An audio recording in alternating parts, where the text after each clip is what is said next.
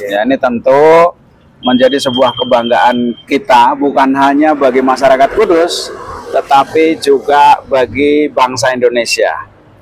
Pengunjung museum ini kalau hari-hari biasa antara 100-200, kalau weekend 500 sampai 800.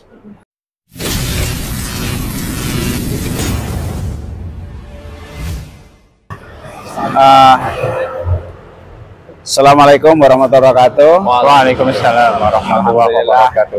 Allahumma shalli ala Muhammad wa ala ali Muhammad. Hari ini kita berada di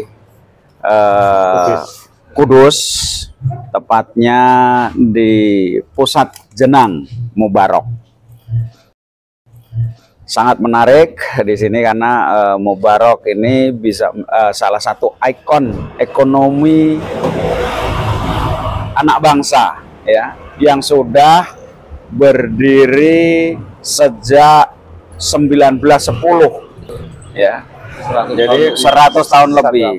Ya, ini tentu menjadi sebuah kebanggaan kita, bukan hanya bagi masyarakat Kudus, tetapi juga bagi bangsa Indonesia. Kita berharap sukses yang dilalui oleh Mubarok dan telah melebihi 100 tahun ini bisa menjadi inspirasi bagi bangsa Indonesia, wabil khusus bagi pengusaha-pengusaha Indonesia. Ini Museum Jenang yang berdiri tahun 2017. Museumnya tahun 2017. Kalau Mubaroknya seperti yang disampaikan oleh beliau dari tahun 1910 sudah 3 generasi. Saat ini generasi yang ketiga. Tujuan Museum Jenang ini didirikan, ini bentuk rasa syukur kami. Setelah berusia 1 abad lebih, kita ingin lebih menyampaikan kepada generasi saat ini bahwa Kudus punya makanan khas, makanan tradisional, yaitu jenang, yang patut dibanggakan dan dilestarikan. Sehingga kami mendirikan ini bernama Mubarok Sentra Bisnis dan Budaya, karena kita menggabungkan sisi bisnis dan budaya. Kami dari sisi bisnis yaitu turut memberdayakan pelaku UKM.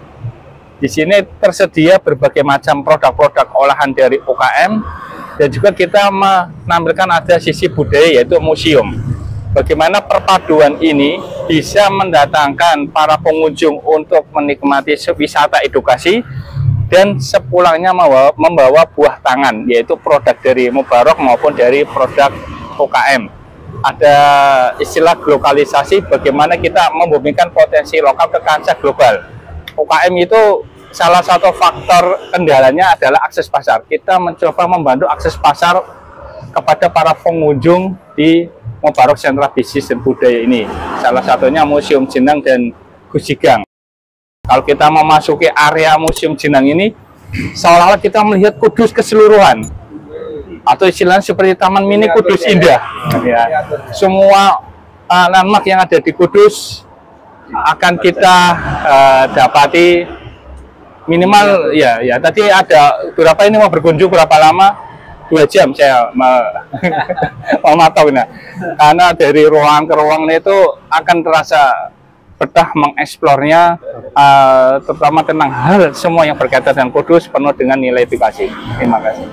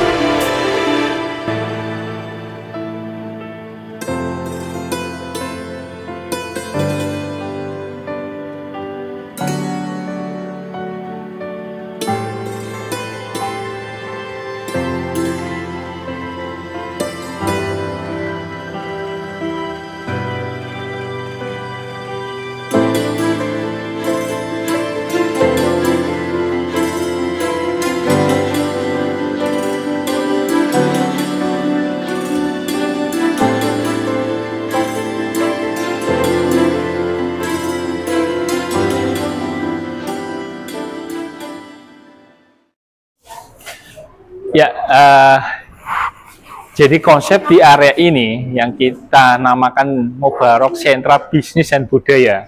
Jadi kita memadukan sisi bisnis dan budaya.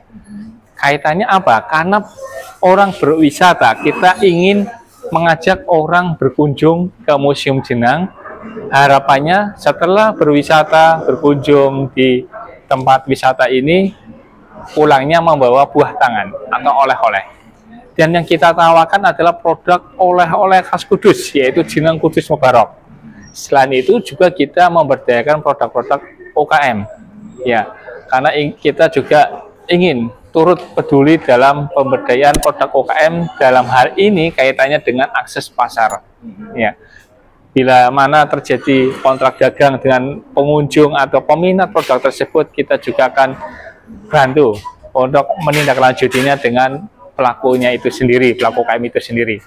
Sehingga yang menjadi misi kami menjadikan ini sebagai sentra bisnis dan budaya, memadukan potensi produk-produk UKM dan juga pelestarian dan kecintaan orang akan wisata edukasi, dalam hal ini museum yang penuh dengan nilai-nilai budaya. Dan ada lagi satu konsep yaitu globalisasi. Bagaimana memberikan potensi lokal ke kancah global. Jadi produk-produk UKM ini harapannya bisa ekspansi, bisa terekspos, terpromosikan keluar Kudus, sehingga akan menambah potensi perluasan pasar yang akhirnya untuk menambah sisi nilai penjualan. Terima kasih. Ada berapa banyak pengunjung museum, Pak? Per bulan atau per minggu kali ya? Ya, pengunjung museum ini kalau hari-hari biasa antara 100-200, kalau weekend 500 sampai 800. Semakin ramai long weekend ada sampai 1000. Gitu. Jadi ramainya long weekend ya, Pak ya? Iya.